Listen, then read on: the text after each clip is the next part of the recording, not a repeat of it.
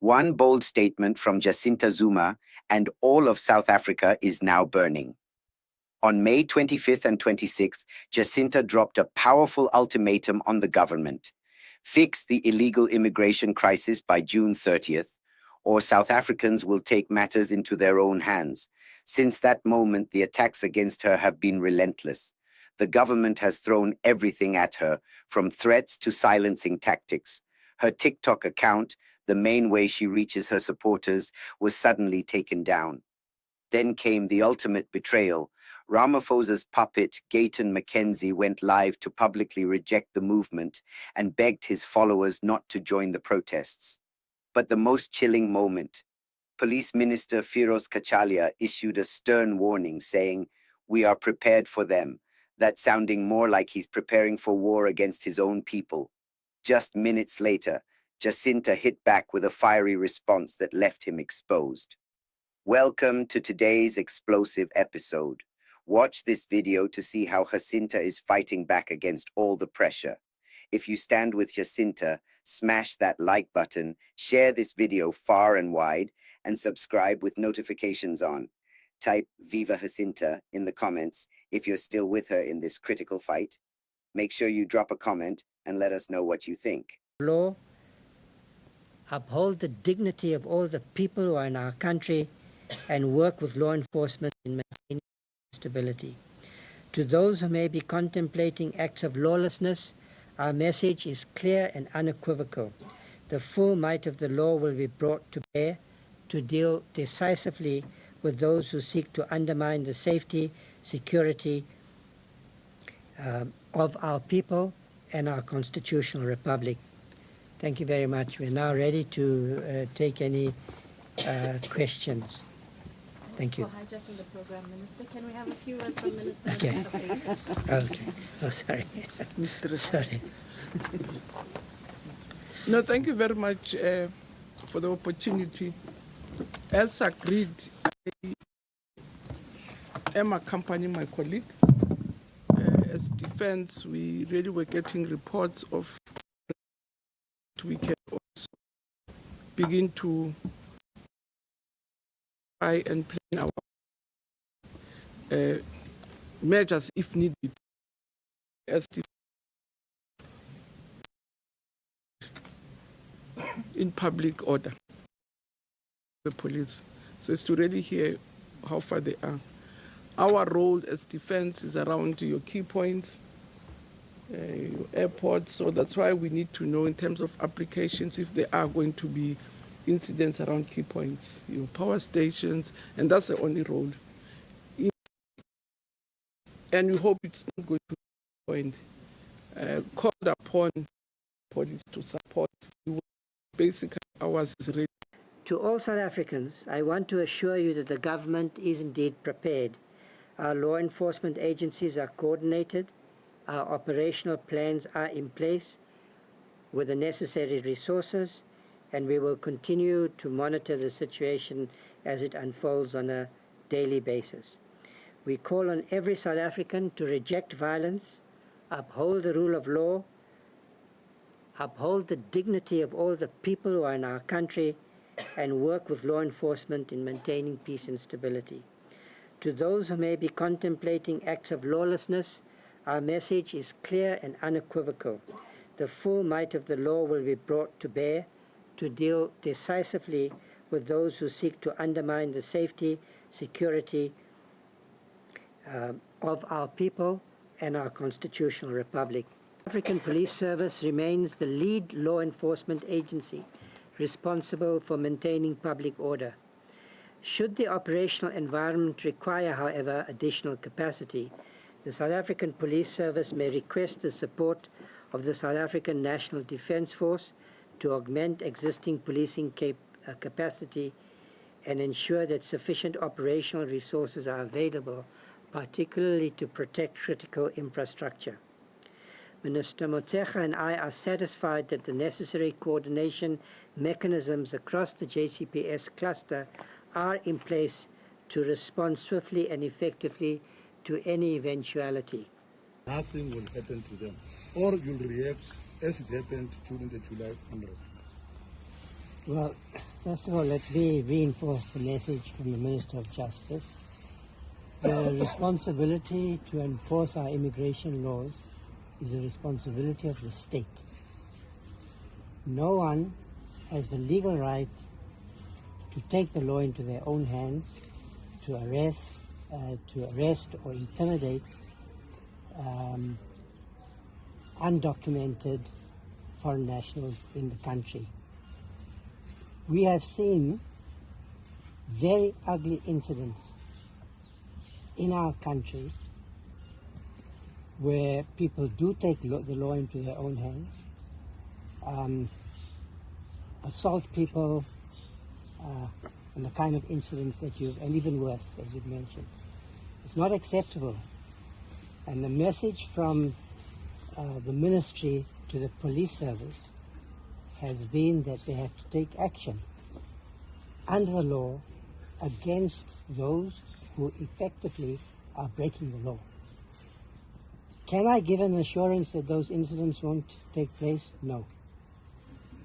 But what I can say is that we're determined to deal with criminality, all forms of criminality, and those who indulge in this kind of action are themselves behaving like criminals.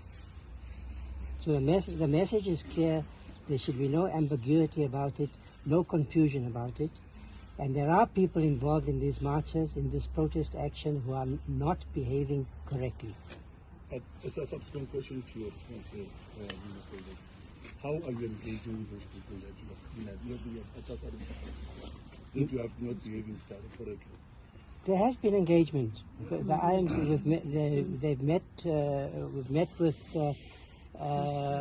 with March to March. Yesterday, the President had a meeting with traditional leaders as well as religious leaders. We are engaging with civil society as government because we are engaging in a conversation with our people about how we should deal with illegal immigration, not whether we should deal with illegal immigration. There's a right way and there's a wrong way. And some people who are engaged in this protest action are not behaving in a way that is defensible, that is correct, that is lawful. My parting question is, I'm sorry if I'm saying it, should we expect, are you saying should we expect arrests or what should we do? There has been arrest. I'm saying yes, sure. I'm saying to those that we have identified. Yes. Because we have seen them on TV threatening the leader, in particular the leaders. Yes. Are you going to pounce on them before the 30th of June and the instigators? There are arrests taking place. I've seen the numbers. Our message to the police has been very clear. They've got to enforce the law. I can't say everybody who's engaged in this kind of criminality has been arrested, but yes, there is a message to those who are organizing these marches, who are involved in these marches, that the police have a clear message from government that they should effect arrests. Okay. Thank you, colleagues. Thank you. To every South African watching, the government just sent a chilling message. Minister FIROZ CACHALIA openly declared the government is fully prepared. Many see this as a direct threat against ordinary citizens. It's clear they're willing to do whatever it takes to silence Jacinta Zuma and crush her movement. And they're not fighting alone. Julius Malema, King Misuzulu, and Gayton McKenzie have all lined up against her. They've even brought out ordinary South Africans to cry on live camera, trying to paint Jacinta as completely isolated. But that's far from the truth. Millions are still standing firmly behind her. Now watch this next clip. A South African woman breaks down in tears, desperately pleading for illegal foreigners to be allowed to stay in the country. It's not right, especially what happened. No, I don't like it. You don't like it? And then after, no, I don't like it. Why? And then after that, Why don't you like the marches? the people must go. And then after that, we have children from the foreigners. And then after that, the foreigners must go. Who's going to support the child? I can't support the child alone. So the foreigners must go. So it's better take the foreigners take the child with the foreigner, with him. Wow, that betrayal cuts deep, doesn't it? There's nothing more painful than the very people you're fighting for turning against you and making you look completely foolish in public. That woman's emotional outburst was shocking, and the first question that comes to mind is, how much did they pay her? But trust me, that's not even the worst part. If you haven't subscribed yet, hit that button now. It's free and takes 2 seconds. Now get ready, because we're about to see the absolute worst betrayal yet, when our own brothers turn their backs on the struggle. They are scared of white people. Look at them. When they speak to a white person, they are very respectful. They show manners. When they speak to a black person, they are violent. But let's ask a question. After you marched and say you don't want Zimbabweans, you don't want Nigerians, you don't want Ghanaians, you close shops, you march. Why are you not coming back to tell us the following day that after that march, we expelled 10 Zimbabweans, and out of those 10 Zimbabweans, we're able to give 10 South Africans jobs? There is no such a report. Why? Because laukaba kuba ma Zimbabwe, hauna misebetsi, batho bale ba ma Zimbabwe, ba etsa mesebetsi e lona le sa batleng ho etsa because those are slaves jobs. They don't pay anything. You want proper jobs. You want a job with a pay slip, with an appointment letter, with pension, with medical aid, and you deserve it. But why are we fighting each other? It is the same people who made us fight each other during apartheid, black on black violence. They sponsored it. The same provinces where blacks were killing blacks during apartheid, sponsored by apartheid government, is the same provinces where blacks are beating blacks today. The script is the same. The writer of the script is the same.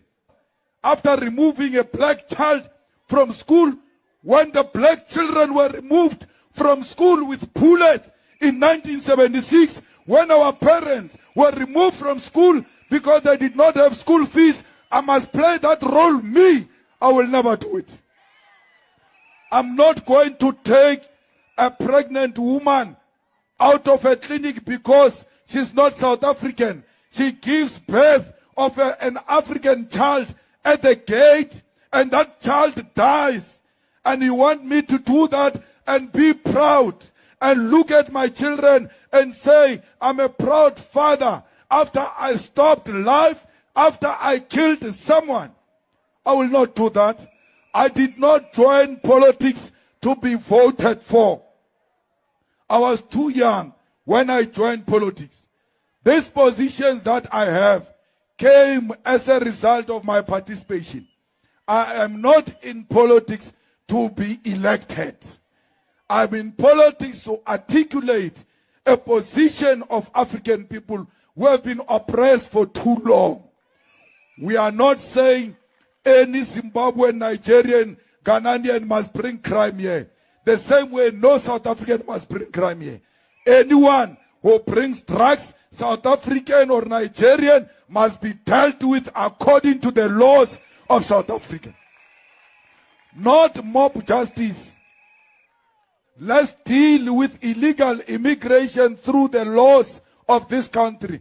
The Minister of Home Affairs is a DA minister, but they never match the Minister of Home Affairs, who is responsible for illegal immigrants. Why? They are scared of white people. Look at them. When they speak to a white person, they are very respectful. They show manners. When they speak to a black person, they are violent. When is that march going to Cape Town? Because a lot of illegal immigrants, white immigrants, are in Cape Town. Let's see them going to Cape Town and asking whites to produce their IDs. The same way here in Northwest, a lot of whites say they own land. If you ask them to produce a title deed, they don't have. They gave each other the land early 90s when they saw that democracy was coming. So many white people are here in South Africa, illegal, Lebona. They must be treated the same way we treat others. Bona, they are even worse. They've got our land. How na le fast? Narula economic freedom. Oshapa le Zimbabwe, liatamaya. You remain landless. How na le Zimbabwe le fast? Le fast le kamara matso amakhuwa. How na le Zimbabwe le factory, le mine, le bank. You are fighting over useless things. They are distracting you so that you focus on each other while they are stealing our minerals, while they are stealing our land. Fukataki. This is the time you must be more awake. KwaZulu-Natal, we have the biggest population of Indians outside of India. We are lucky. It's a blessing. Ngikhuluma nendoda yomZulu ke manje. What does that mean to kusho ukuthini kuwe wena ndoda yomZulu? Uzokhuluma amagama aziswana. Ngoba ale ndawo eNdiya sihlezi nalo la. Lo mZulu. Mina besilo ngicela ukuba ngiqale inkulumo yami, but I want to remind every citizen of KZN, of which majority of you are Zulus, we are lucky and blessed to have the biggest population of Indians outside of India.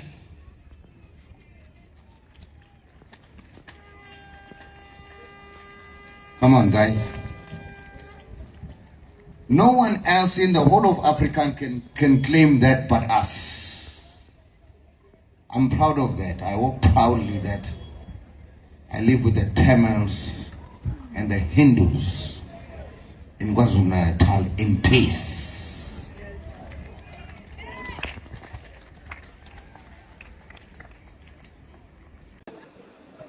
Ngikhuluma ngenkinga ye migration. Abantu umuntu uhleze ecinga impilo engcono. Ukuphi la ngathola khona amadlela ahlaza ukuze umndeni wami uphile bakwethu. Ngizonicela maZulu sizwe selembe. Lingachitheki igazi, ningabashayi laba bantu. Bazisho ukuhlupheka la. Njengoba nathi sihluphekela siyathi nami ngiyahluphekela nawe uhluphekile ngizakuthini ke mina ngoba suthi izohlupheka sonke yingakho sikule nkinga esikuyo namhlanje kodwa akusho ukuthi bese sibashaya ngakhuluma mina nophakela umthakathi nongizwe amuzu kushawa umuntu akekho umuntu ufuna ukuza ubuhlungu angazi noma kumele ngikhulume ngayo le yoga le esihlangane angazi kulimi le yoga likhulunywa kanjani mina futhi umuntu angifuna uphakamisa umlenze wenze njani it's an international language angithi asebenzise yona le yoga le because it represents peace and us. So I don't want to see a PA member at much too much. I'm not a leader that wants to be fashionable like Mashaba Khutela. But leading my people to jail, who's going to bail you? Then your mother must go alone. Where will McKenzie be? We don't want those things. This is our country. We love this country. We must behave. What more do you want? What more do you want? Can you see that illegal foreigners, buses, are fighting? Malawians are even fighting to go back home. El Dorado Park was never touched. Annandale and those places. So as a leader of the PA, I'm telling every PA member, do not assault children. Do not assault illegal foreigners. That is not who we are. That's not, you mustn't go with the hype. We are not Action SA. We want nothing to do with much too much. I'm telling you today, stay far away. I know what is coming. They think the state is scared of them. You see, President Ramaphosa had something I learned from him. President Ramaphosa has got something I learned from him. He doesn't move with the wind. He's very calculative. He looks at stuff. But I think the time has come now. We cannot be brand South Africa's image is people with spears, and they think people are all scared of them. We are not scared of them. We have our army in the Patriotic Alliance. It's a disciplined green army. So I want to warn every member of the PA, if you're going to make yourself guilty of assaulting illegal foreigners, we will expel you. If you want to make yourself guilty of some blocking people on the 30th of June, they gave a deadline. Play baie weg. The state is going to act. I'm part of the state. We will act.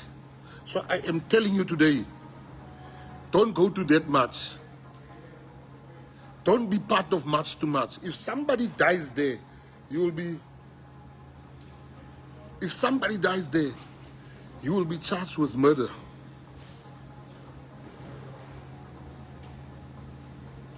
You will be charged with murder. President Ramaphosa and them, they've done nothing about illegal foreigners before we came there. Why do you think they say no, the state is acting because they march? You started to march yesterday, last month. We have, and not Gayton, McKenzie, other ministers. Imagine, so I want to say to PA people, we will not be South African officials have basically rolled out the red carpet for foreigners to openly insult us. But what just happened is next level shocking. The Zimbabwean government has released a video that's going viral, and the statements they made will leave you speechless. This is pure madness. Watch the next clip right now to see exactly what they said about South Africans. You see these marches, it's basically an exploitation of poor people against poor people. We had a big exodus of whites coming from Zimbabwe in the 1970s. We had a big exodus of whites coming from Zimbabwe in the 1980s when they ran away from majority rule. We had a big exodus of Portuguese when Mozambique became free. They were white. They came here. They were never treated as foreigners. But when it is black people moving across the border, they are treated as foreigners. And I want to ask the paradox. How do you treat a vendor who lives across the Limpopo on the other side of Zimbabwe and is Zimbabwean, and a vendor who lives on the South African side and is Zimbabwean? You know, but the other point, we in Zimbabwe have got 16 languages. Do you know which languages we include? Zulu, Ndebele, Xhosa. All these languages are official in Zimbabwe. So we are inclusive. We gave everybody citizenship in Zimbabwe after Malawians, we gave them, Zambians, we gave them citizenship. Chris, you know, I think so we see, what we see is an exploitation of poverty by those who want to control the sub-region. Yeah, that's what it is. No, it's not xenophobia. The plight here really for those who are marching is saying those who are undocumented need to be sent back home. And there are, in fact, Zimbabweans that have said they are willing to go back home. Are you looking to repatriate those citizens who want to go back home? We are busy repatriating them. Those who want, they come on their own. How many have you repatriated thus far? I'm not sure privy to the figures, but my ambassador in Pretoria and probably my Minister of Home Affairs who does immigration, if I had been prepared for this, I would have given you. But our economy is doing very well. And it is this very... So we have no particular misgivings about Zimbabweans coming back home because we have got the ability to absorb it because our economy is now doing very well. We are creating a genuine African middle class, not a professional middle class like you have here. It's rooted in property, in land, in gold, in mines. This is what we have created. We can absorb this historical anomaly which was caused by the uneven distribution of capital on the African continent. In colonial times, racist times, apartheid times, capital favored white. So Zimbabwe and South Africa, we were the supreme recipients of Western capital, and everybody migrated to Southern Africa. It's natural. But we are reversing that. There are claims that President Mnangagwa has said that citizens, Zimbabwean citizens, should come back the same way that they left. Is that true? No, it's not true. I mean, people came here voluntarily. If they can come back home voluntarily, so we will accept them. But we do have we have created institutions within our government to receive Zimbabweans. We are told our immigration authorities that those who are bringing in property, they are exempt from usual customs duties, which follow normal trade. We see this as a special case. Remember, Zimbabweans are voluntarily already going back home. The biggest number of returnees, for your own information, as a population group, is whites. There were so many Zimbabwean whites who came in from 1970s, gapping the war of Ian Smith, and those who gapped the independence to South Africa.